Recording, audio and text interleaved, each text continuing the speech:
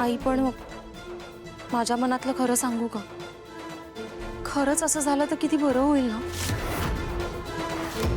कारण सारंग कितीही वरवर दाखवत असला तरी त्याचं अजूनही खूप प्रेम आहे सावलीवर. तो अजून विसरलेला नाहीये तिला. मी सुद्धा तिला विसरले नाहीये. तिने जे केलं ते मी नाही विसरले. तिने माझं घर उद्ध्वस्त केलं. तुझ्या बरोबर काय केलं ते सुद्धा नाही विसरले. पण मला आता भूतकाळ उकरून काढायचा नाहीये.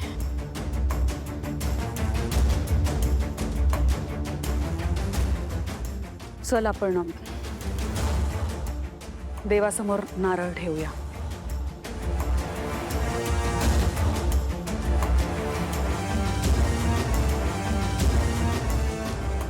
वाव, कहाणी में ट्विस्ट.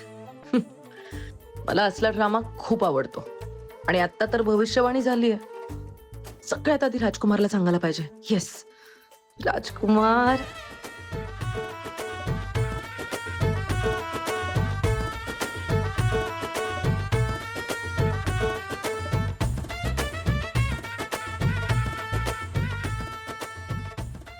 शिबाई, नेमकं मला गॉसिप करायचं असतं तेव्हा याचा फोन नाही लागत. तर खूप वेळ ही गोष्ट मला पोटात ठेवायला लागेल आणि माझं पोट दुखेल.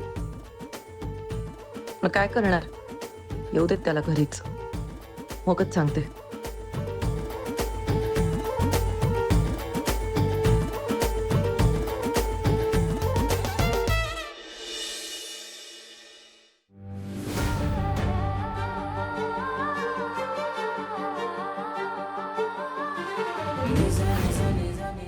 Sorry, Sorry. It's okay.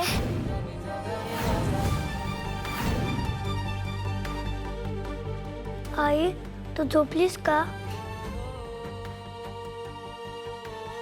नाही बाळा, काय झालं? मला ओवीची आठवण येत असते ग. आम्ही एकच दिवस सोबत होतो, पण आम्ही किती मज्जा केली बघ. मला जर सख्खी बहीण असती तर ती सेम टू सेम ओवी सारखीच असती. असती नाही रे बाळा, तुला बहीण होती, पण नशिबाने तिला तुझ्यापासून आणि माझ्यापासून कायमचं हिरावून नेलं.